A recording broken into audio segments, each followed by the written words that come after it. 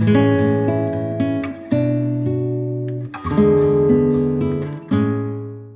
guys, welcome back for another video. Today I wanted to take you along as we decorated our porch and our front yard for the fall season. I am so ready for the change in seasons to happen. I love fall and all of the beautiful fall decorations. We have so many pumpkins that grew in our garden this year for us to put out, and I have a beautiful collection of flowers to decorate with.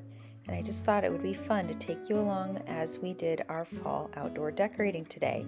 So you can see I'm going ahead and cutting back our corn stalks to get started. This is corn that we grew and harvested, and now we can repurpose those dried stalks as decorations. So it might be hard to see because the sun is quite bright in this location, but I've pretty much just gathered things that will do really well through the fall. We've got mums, we've got lots of ornamental kale and cabbage. I love using that in the fall. We have a couple, how many of these did I get? I think I only got 2. So this one is the lantana, and I really like that color. These are asters, so they will, I gotta trim them back when I plant them, but they'll bloom some more. They'll have kind of these little purple blooms. We have a couple of these ornamental pepper plants. They're cute. I just think it's so neat. And I actually got these 2 barrels at Home Depot. They were on clearance already. There's 3 plants in each one. So I could leave them in the barrel and use them like that, or I could split them apart and put them into different pots. What's this variety name here? This one is the Toto Rustic. So a Rudbeckia, I got 2 of these. This variety was Sahara Sunburst. So just know there's Zinnia. I got a whole tray of pansies. I love pansies. I love using them in the spring. I love coming back and using them again in the fall. Creeping Jenny to give some trailers. I got some celosia. These also came from Home Depot in a pack of 3. So I am going to split those apart. Purple fountain grass, some mini mums, just a good variety of stuff. So we're gonna go ahead and start putting some pots together, and I'll show you what I put in each one.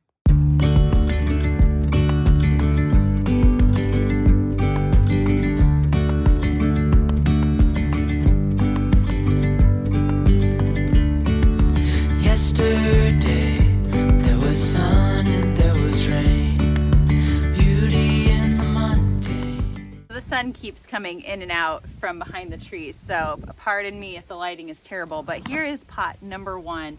And first thing I'm gonna say is that yes, I do pack these fall planters really full. These guys are barely get a root in the 4 to maybe 6 weeks that they're out on display. So they're kind of more of a what you see is what you get in terms of what you plant. So packing them in, they're gonna put on a little bit of growth, but they won't be anywhere near the summer annuals where I have, 3 or 4 plants total in a pot and they're spilling out and going all over the place. So in reality, these guys just won't get super big.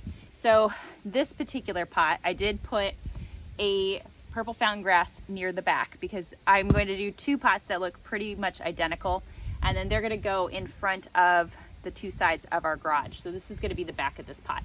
And then when I do the ornamental kale or cabbage, I do like to put it in at an angle so it looks like it's more like facing out than normal. I've got 2 mums in here. I have a Rudbeckia in here as well, and then a couple of different color of pansies. So I've got one that's kind of a yellow orange, one that's a red, another one back here that's a deep red, and then some of the Creeping Jenny as well. So that is pot number 1. I'm gonna go ahead and do a second pot just like this one, and then we'll get these guys watered in and move on to the next ones. And as the light startled our eyes, we let go of disguise. And now there's something in the air and a sparkly shimmer on our skin, restoring everything within. Oh, dreamy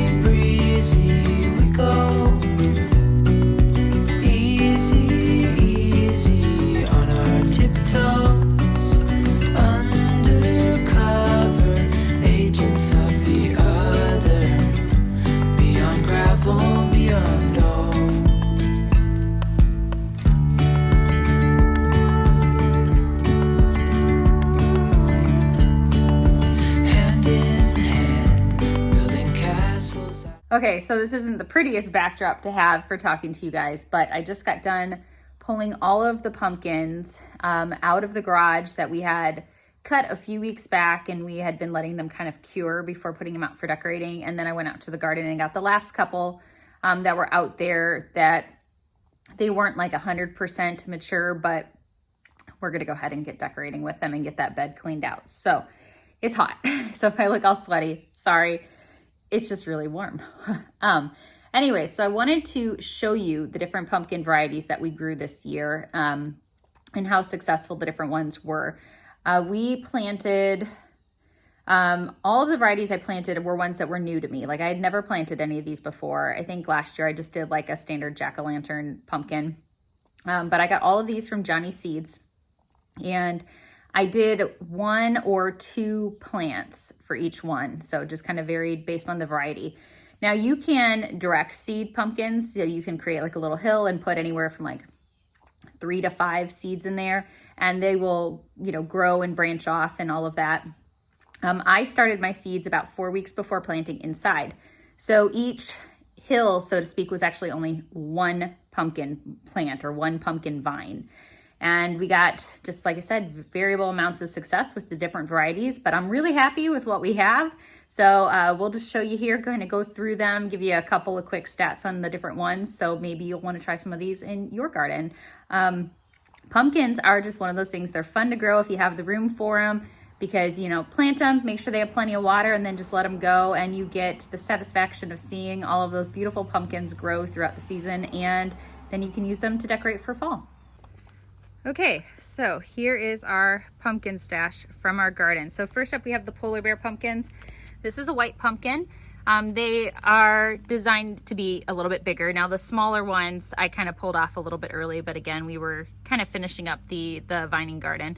So this one, you can see it's just huge. It's so huge and very heavy. But I got, let's see, 2, 4, 6, 8, 9 polar bears off of 1 hill. So that's 1 pumpkin vine. This one here was unexpectedly prolific. So this is called Yarradale. I think I'm saying that right. It's kind of a blue-green pumpkin. It's got these deep ridges in it and just a really cool color. And I don't know how well the color is showing up with the sun being right on us, but I'll show it in some better lighting when we're done decorating. So I planted 2 hills of these, and the vines shot out everywhere, like every which direction. So I mean, it was way off of the vining garden and into the grass, and it just kept producing pumpkins. So let's see, we got 1, 2, 3, 4, 5, 6, 7, 8, 9, 10, 11, 12, 13, 14, 15, 16 of those. Dang. In the back here, these are champion pumpkins. So these are probably like the closest to like a standard jack-o'-lantern pumpkin. These are ones that we're going to carve a little closer to Halloween. I have 5 full-size ones, and I had 1 immature one that I went ahead and pulled off, but really good size on these, and they're pretty uniform in color and in size. I mean, there's not one that's ginormously bigger than the other, so pretty happy with those. Let me step back out here. Whoop. All right, this one, also very prolific pumpkin. This is called Hot Chocolate. So it has a little more of a tan color to it. When the sun's not right on it, it almost looks kind of like a light brown, but you can see kind of some of the color variation in them. All roughly the same size. There's some that are a little bit bigger than others, and they have really huge stems, like huge, thick stems, which I think just looks really cool. I planted 2 hills of these, 2 vines, right? So 2 individual vines. And next year, I think I only need to do 1, because I've got 2, 4, 6, 8, 10, 12, 14, 16, 18, 20, 22, 24, 26, 28, 30, 32. 32. Holy moly. I don't really need 32, but that's what I got. This one, I was really sad that it didn't do as well as I wanted to. I'm pretty sure I only did 1 plant of these, and I'll try it again next year, and I'll try to doing 2. These are cinnamon girls. So they're smaller, And these are pie pumpkins, essentially. So, I mean, you can use them for decorating or you can use them to make pie. There was one little baby one, but it just didn't produce a lot of pumpkins. And I don't know if it just got, I don't know, like overtaken by these more aggressive varieties. It's hard to say, but I only had 2 that came off of it, or at least 2 that were worth picking. You know, when we go out there, if they've got, you know, holes in them that are deep enough to where like it hasn't just sealed over on its own, or if there's, you know, squishy or damaged, then you have to toss them. And I did have, I don't know, there were probably a dozen pumpkins overall between all of the varieties that I had to just go ahead and toss right out into the field for the animals to eat because they just weren't any good. But hopefully I can get more of those next year. These ones here are called Casperitas. So these are the little decorative white pumpkins. I planted 2 vines of this. Now the difference here is that they don't vine out, like they don't shoot off vines every which direction. It stays very tight. Like it was almost like a big ball. And then all of the pumpkins grew really tightly towards the center. So it's a very neat pumpkin to grow if you don't have a lot of space, but you'd like to get some little decorative pumpkins. This was really nice. In this stack here, let's see, I've got 2, 4, 6, 8, 10, 12, 14, 16, 18. I have 20 here, if I did my counting right. But I already had taken some off. I think I have half a dozen in the house already decorating things. And then I've given away a bunch. So probably had closer to 40 from the 2 plants by the time you count all the ones I gave away. These guys here are the only pumpkins I actually bought. I have a neighbor who has a pumpkin farm, so she puts out pumpkins, you know, every year. And they're just varieties that I didn't grow this year. Like I really like the warty ones. I think they just look really cool and pretty. I got some flat stackers, you know, a squash. I always call them the duck squash because they look like a duck, but I don't know the actual name. And I don't know what this variety or that variety was, but I really liked that color. So next year, I think I'm definitely going to grow some sort of a warty pumpkin, and I'm going to grow some flat stackers because I like stacking pumpkins. So the last one that we grew, I'm going to walk over here because it was too heavy for me to move out of the garage. It's going to take 2 or 3 of us to get it out. This is the Big Moose. This is we weighed it. It's 105 pounds. It is a beast of a pumpkin. So I did 1 Big Moose vine out there. Now there were only 2 pumpkins that ever grew on it. This one and a second one that was just a shade smaller. But that one I went out when I was getting ready to cut them, and I didn't realize it till I went to like lift it up and try to move it, but the bottom had gotten damaged and was kind of rotting out. So I had to toss that one. It made me sad, but it taught me something. I had read about it later, but especially if you're growing these big ones, when the pumpkins are first starting to form, you can protect the pumpkin by putting something underneath it, like a piece of cardboard, I think they said, or some hay, or some mulch, just something to protect it from the dampness of the soil. It's less likely to have bug damage and to get rot, especially if they're going to grow huge. So I will do a Big Moose next year because I think it's just really cool how big it is. It's a pretty pumpkin, and I think it's just awesome. It was fun to watch grow, but yeah, we need to do that a little bit differently next year.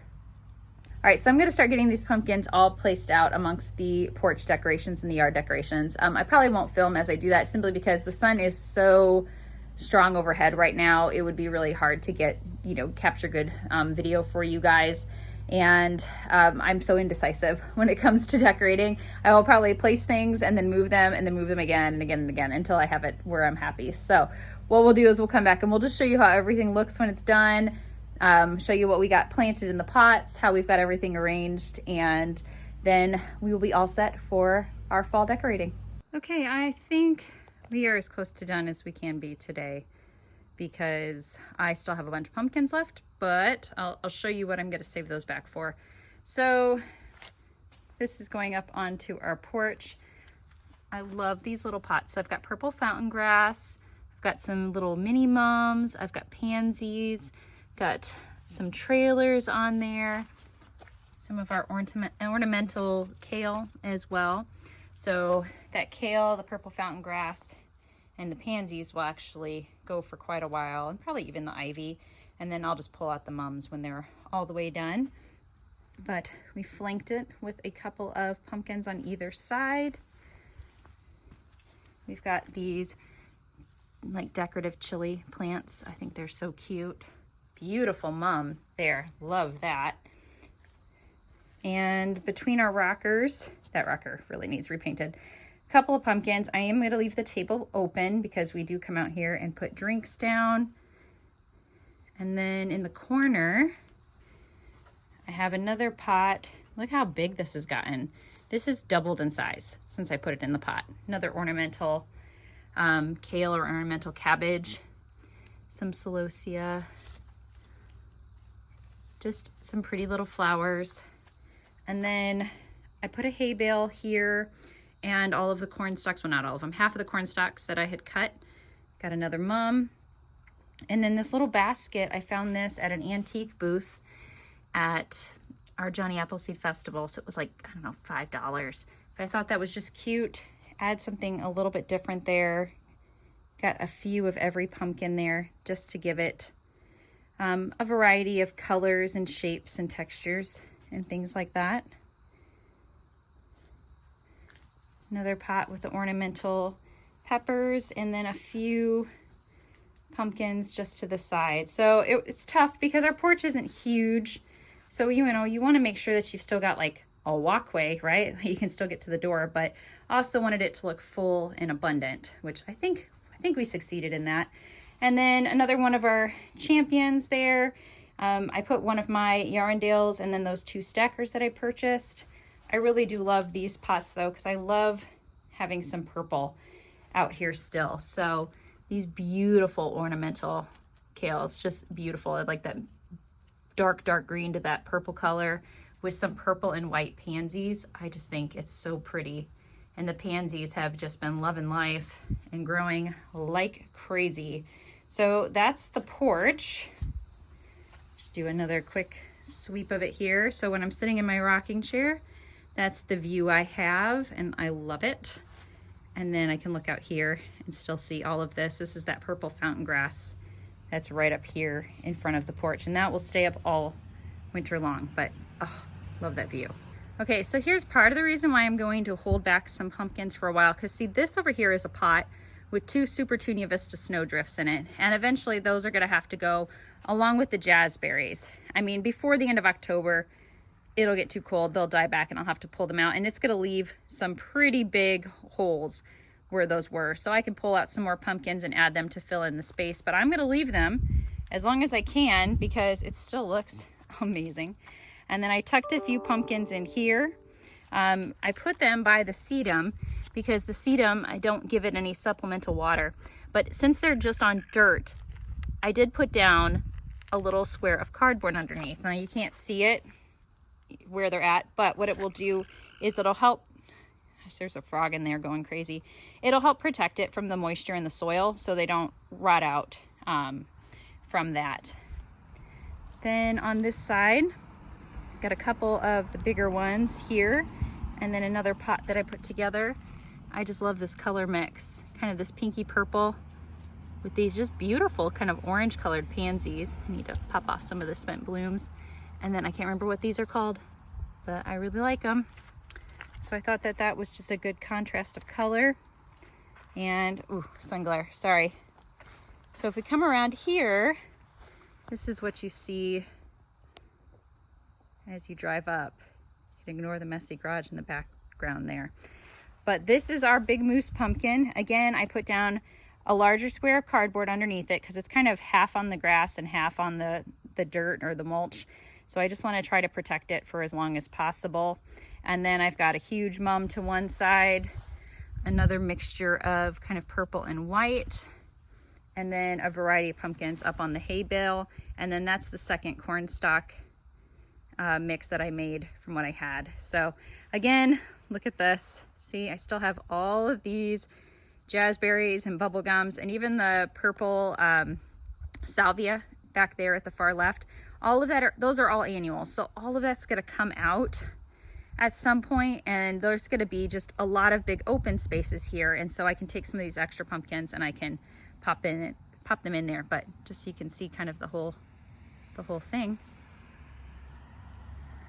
anyways, really happy with this, you guys. Okay, in case you're wondering how many pumpkins are left out of the 95 that we started with, here is what we have remaining. Okay, so out of 95 pumpkins that we started with, there are, I believe, 32 left. And most of them are these hot chocolate ones. So a couple things we might do with these extras. So I'm gonna put them back into the garage on the pallet. So as I mentioned before, we have those areas that have flowers that once the flowers come out, we will put some of these out there to fill in the space.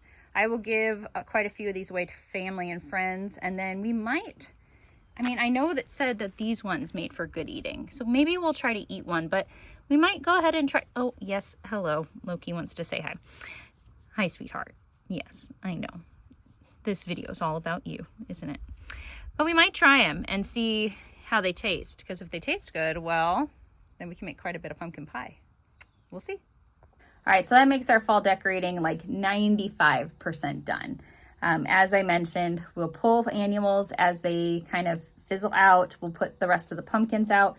I also have a slew of dried blue statice that I cut from the garden. You probably saw it. I had it hanging behind me in the garage earlier in the video. And then I have some like dried wheat and some other plant that's dried. Very tall, like very, I don't know. It's very tall, very cool in how it like falls. It has beautiful fall colors.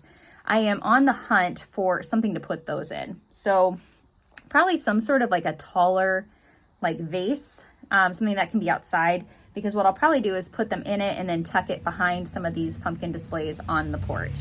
So, I don't want to just throw them out here without having them in like what it is that I want. So I will keep hunting, and I'm sure we'll find like that perfect thing, or something that will work really well, and we will add that out here as well. But all in all, I'm feeling the fall vibes, despite the fact that it was 83 degrees today during most of the time that I was working. So I was sweating while hauling pumpkins around, but I love it. I love fall. It's just one of my favorite seasons, even though it's like really sad to see, all of the bright annual colors kind of go. It just, it reminds us to be, grateful for all of the abundance that we have. And I'm so grateful that I was able to do as much as I could this year with the garden and do all of the expansion that I wanted to do with it. And, that I have, we're all healthy.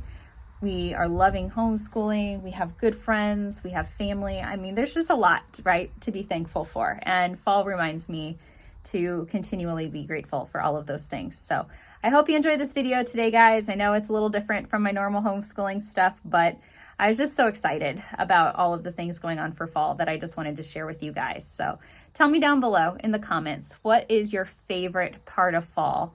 Let's just share with one another all of our favorite things about this season. And as always, you guys, appreciate you being here. I'll see you in the next video.